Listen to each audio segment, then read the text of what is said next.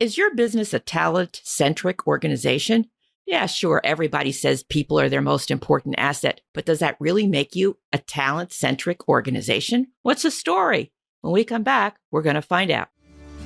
This is Business Confidential Now with Hanna Hasl-Kelchner, helping you see business issues hiding in plain view that matter to your bottom line. Welcome to Business Confidential Now. I'm your host, Hanna Hasl-Kelchner, and today I'm delighted to welcome a very special guest. She's Carol Schultz. Carol is a talent equity and leadership advisory expert who is also the founder and CEO of Vertical Elevation. Carol and her team have helped hundreds of companies, everything from seed stage IPOs to publicly traded companies, and she's helped them transform their organizations and create sustainable, talent-centric cultures that run at maximum efficiency. She's also the author of Powered by People: How Talent-Centric Organizations Master Recruitment, Retention, and Revenue. You know, this whole talent-centric organization thing is really intriguing, and I can't wait to learn more. So welcome to Business Confidential Now, Carol. Thanks, Hannah. Great to be with you. All right, I'm going to just cut to the chase here. You know, in a nutshell, what is a talent-centric organization, and how does it differ from the traditional hiring and talent management that businesses have been doing for years? Well, that's a big question, and I'm going to do it as quickly as I can because otherwise we might be here for the next 2 days. Okay. At a high level, Hannah, a talent-centric organization is one that first and foremost has its focus on its people. Like not lip service, but like really. The rubber meets the road. That's where they are. And it is an organization where the leadership team or the executive committee, whatever you'd like to call them, all the CXOs, they get the understanding and the value of the importance of being aligned. Each of them, they're aligned in their vision. They're aligned in their business strategy. They're aligned in how they're going to get there, their mission to achieve their vision. At that point, then and only then can a company build a talent strategy to support the aligned executive team's vision and strategy. All right. Does that answer your question? I mean, at a high level, that's in its simplicity what it is. All right. Well, that's a high level, and I appreciate that. But let's try and bring it down to earth, because I'm sure there are people out there listening going, yeah, well, that's what we're doing. And you said something really interesting about, not paying lip service to it. So where is that slip of the lip that, causes things to, they say one thing, but it's really not happening? Help me understand the bridge between those two. Yeah. So, for example, CEO may say, oh, yes, talent's our most important thing. I mean, we have to get the right talent. That's super important. But when it comes to actually taking action on that, they may, for example, have an HR person with talent reporting to them. And I've said over and over and over again for years, talent has no business reporting to human resources because human resources doesn't actually understand what quality talent acquisition is. So it ends up looking like a cost center instead of the area that ultimately is going to drive all your revenue. When you bring the right people in that are aligned to your business strategy and vision, they're going to drive your revenue, and they're going to be happy to do so. Whether it's sales, engineering, customer success, AP, AR, whatever that role might be. So some CEOs will say, no, we're going to hire internal recruiters, and then they end up hiring people that aren't qualified. They don't actually know what it is to be a headhunter. Okay, so what are they missing? I mean, HR does a lot of initial screening of resumes and so forth. Mm-hmm. They shouldn't be. They shouldn't be. And why not? Because in my research, this is not scientific, but in the research I have done, when I look up whatever that chief human resources person is, it might be a CHRO, it might be a VP of people or a chief people officer, whatever that top person is in that role, I have found that 98% have zero experience in talent acquisition. The other 2% who maybe started out that way and then moved into HR, that just doesn't happen. There's a reason they've moved into HR. Talent acquisition done properly is extremely difficult to get right. All right. So why would you put the most important function of your company underneath human resources? Because people don't know what you know, Carol. And that's exactly right. why I want you here, Right. Because, if they want to have because everybody says people are our most important research. Yeah, okay, got No. that. All They're right. just blowing sunshine up your skirt Yeah. most of the time. Exactly. So if we're serious about a talent-centric organization where a company can achieve the kind of alignment that you talked about, initially here, great. But what is it about talent acquisition that really requires a laser focus in order to achieve a talent-centric organization? That's a really good question. I think in my experience, what happened is in the mid-90s, for those of us who are old enough to remember that, the internet came about. And then all of a sudden, companies thought, oh, look, we can put a job ad online. Instead of getting a 1x2 inch space in the paper, we get a whole page to do this. So we can hire people to sift through all the resumes that are going to be flooding into our company. That, in my opinion, destroyed talent acquisition. It minimized it. It made it so that people thought, oh, this is easy. We'll just put somebody in. We'll just have them sift through all the fantastic resumes. Well, guess what, Hannah? Who's out there looking for a job? Who's reading the want ads? Well, nobody at that point. Well, no. In general, who's reading the want ads? Well, people looking for jobs. Right. So, I mean, is that really who companies should be looking to hire, people who need a job? Sometimes. That's not what sometimes maybe, but that's not what headhunting is about. Headhunting is going out and searching for the best people to fit the role. So where the internet has done wonderful, wonderful things, like give us massive databases, LinkedIn, Zoom Info, they're all over the place. They've also destroyed the business because people have not been trained properly how to do talent acquisition. And I'm generalizing here. Many people have not been trained. Most, in my opinion, have not been trained. And spamming people on LinkedIn is not headhunting. It's not recruiting. Okay. So what does a talent-centric organization do differently when it comes to recruiting? Right. So the first thing they do, as I said, is get the executive team in alignment. So I will ask each member of the executive team in discovery, and this includes, of course, the founder or CEO, right? Whoever that person tends to be. I love the board to get involved in these conversations because it's important to make sure that the board and the executive team is aligned. Right. And there's a couple of questions, really important questions that I ask. I ask many, these conversations will go about 2 hours. But one of the important questions is, what's your vision for the company? And I listen for it. Am I hearing the same thing out of each individual's mouth? Not necessarily exactly the same words, but the same message. I will also ask questions like, in your opinion, what do you believe is the most important department or function in the organization that contributes to its success? And it is inside of those two questions that I start to learn, is this team even aligned?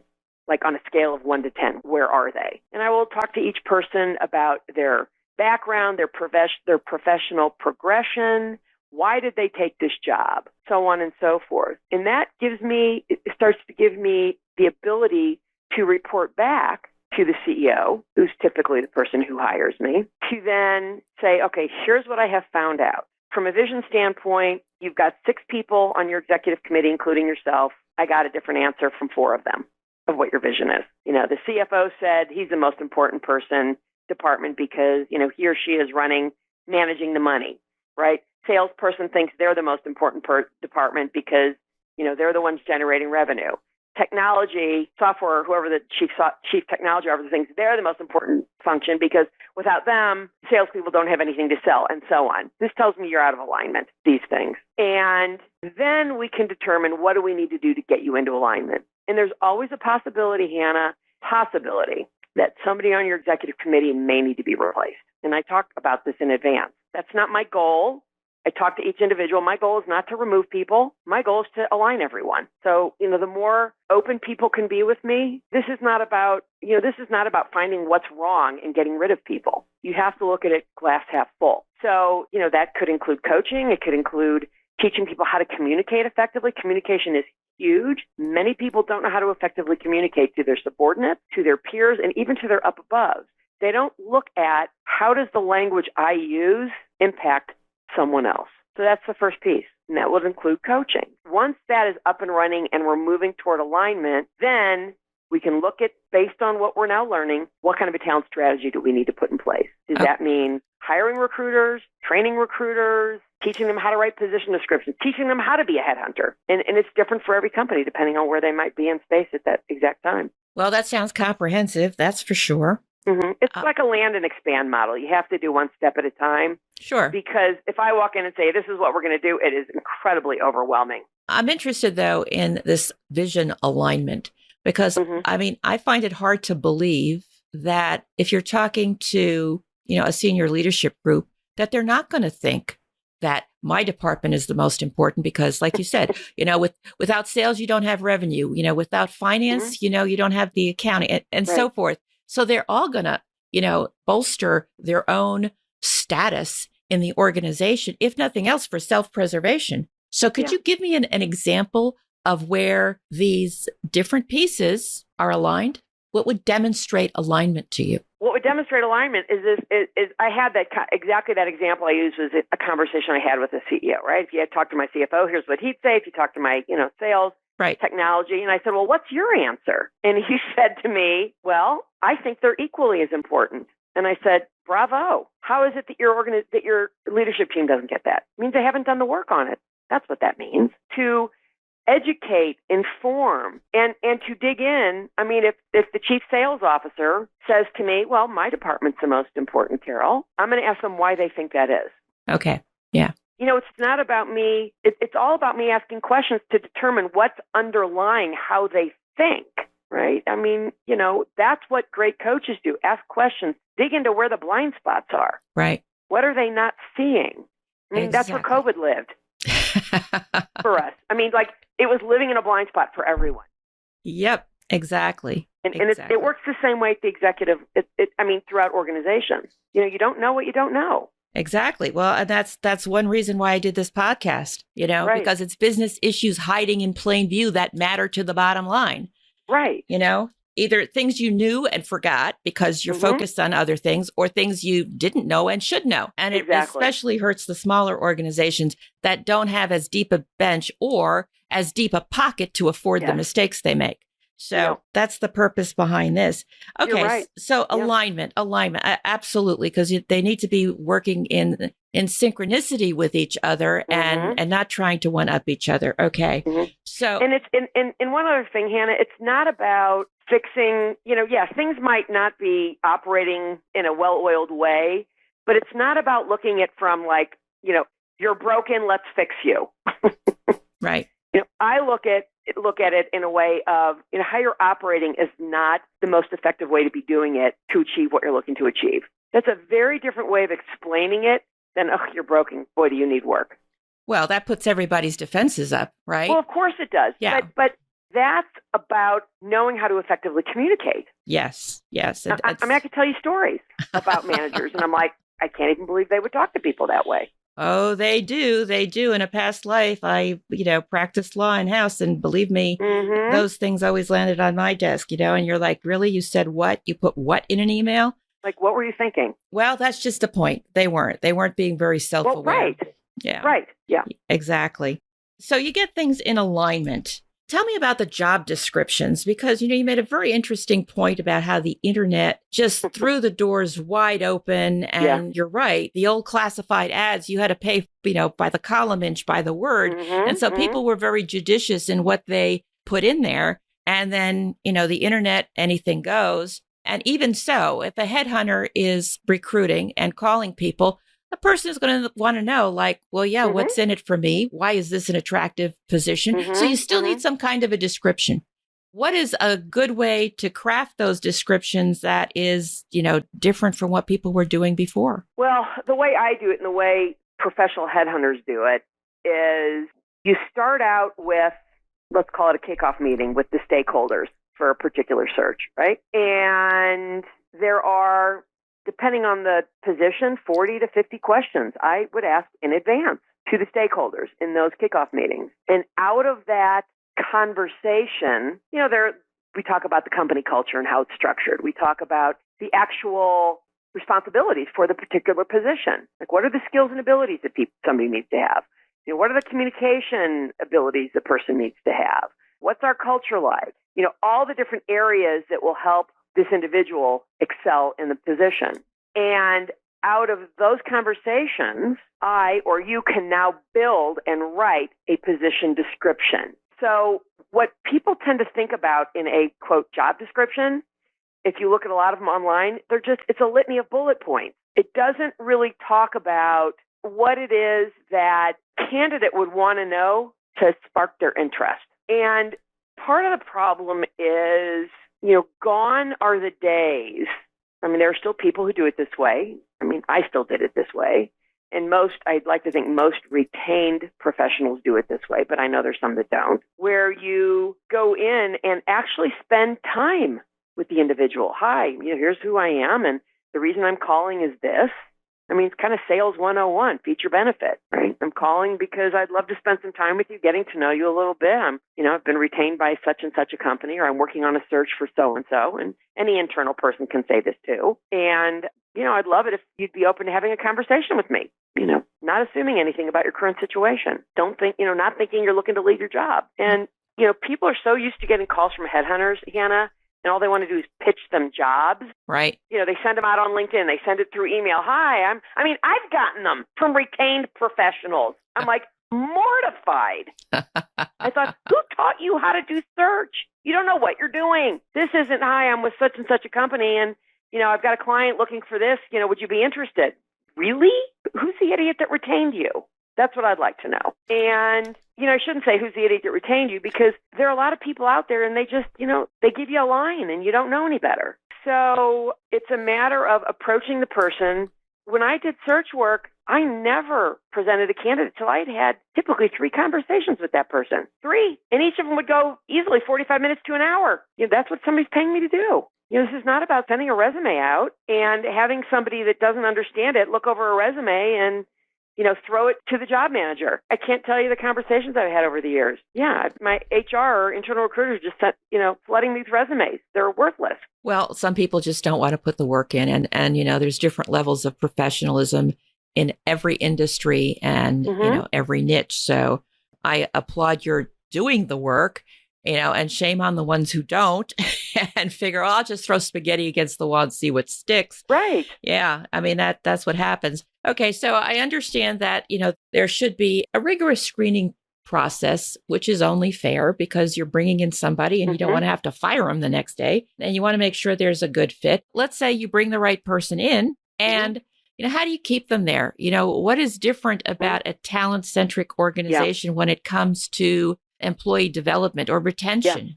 Yeah. It's a matter of asking the candidate, all right, throughout the interview process. When you know enough about, I think we're interested, you maybe had the first date and you think you want to have a second date, right? Right. So you're starting to get interested in them. And yes, it's still it's always the candidate's responsibility to sell you on why they should be interested in hiring you. However, it's also important in that process for companies to ask, well, tell me what you're looking for in an organization. Are you looking to move up the food chain? What are you looking to do? How long would you like to stay with the company? What's it going to take to keep you here for 5 years? Companies don't ask those questions. And it's really important that they ask those questions. I've had one person only say to me, why would you ask that? Well, this is about communicating with people. You want to get the best fit? We're hiring a chief sales officer. How long do we want that person to stay with us? Like, really? And if we want that person to stay with us for at least 5 years, we better be looking at that person's background. If they've had a job every year to 2, probably we don't want to look at that person. I mean, it's fine if it's happened once or twice. Everybody's entitled to making a mistake. But, why do you hire somebody who's had a job every 1 or 2 years if you want them to stay with you for at least 5? But we need to determine that as a company. Each different role would require maybe a different amount of time. How long we want to keep that person. So that's a piece of it. A piece of it is, tell me what you're looking for, Mr. Candidate or Ms. Candidate. What do we need to do for you to stay here for at least the next 5 years? Is it leadership development? Is it getting you an executive coach? Is it training making sure that your team gets the development they need? What does that look like for you? We need to move into an area where people are communicating well more effectively about these things.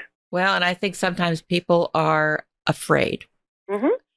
And they're not willing to put all their cards on the table any more than a company's like, there's some really boring parts to this position, so they try to, smooth that part over. And the candidates, they're in the same situation. if they really want the job, they're going to put their best foot forward and try to minimize or dismiss anything they think will detract from that. So, I think that's going to be a hard thing. And I applaud you for taking the time to drill down and try and find as best a fit as possible, given these sort of hesitancies that people are automatically going to bring into the organization. But, it's one thing to talk about recruiting. And it's another thing to talk about, we got to get all of this alignment, and then we have to recruit according to it.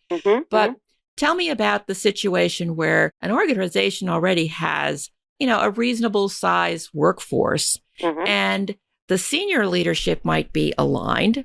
And even if it's a small company, the owner, the founder, and their immediate senior support, but some of the mid to lower level workers may not be aligned. Right. How do you make that shift happen in talent-centric organization? Right. So, if you've got good workers, you're not, you don't want to get rid of them and say, ugh, we're not aligned down here. It is important regardless of the size of the organization, for employees to start seeing the CEO and that person taking the first step to say, hey, this is what we're committed to. And, maybe it's a once a month, twice a month meeting with the organization, an all hands meeting. It depends on the kind of company, the size, what those employees look like, what their jobs are. Do they feel like they're part of the organization? Does somebody in a warehouse at Amazon really feel like they have a say up to the CEO? I don't know. Well, that could be why there's more unionization happening, to give them a seat. That's very possible. To give them a seat at the table. Exactly. Yeah. So it's a matter of the CEO recognizing it and then going out and saying, and I've had these conversations, we want to know what you think. Like, really, that's the distinction here. When you say, it's great that, I'm committed to wanting to drill down. Yeah. Are there always going to be people who are going to just sit there and blow sunshine up your skirt? Of course there are. Okay. But if you know how to communicate with your candidates and your employees in a way I refer to as a culture of feedback, in a way that they actually get, like, really, authentically, we want to hear from you. This is not about us sitting in an ivory tower making decisions for you. We want to know how to make things better for you. And when people see that from the CEO, especially, it will start to trickle down through your organization and through those managers. I, as a CEO, want your opinion. Each of you, I want you to be able to go to your managers and talk about what's working and what's not working for you. And you have my word that you will not get thrown under the bus.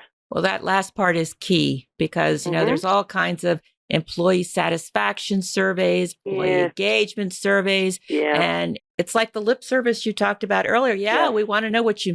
And then the worst part is when, especially in a small group, somebody really tells them.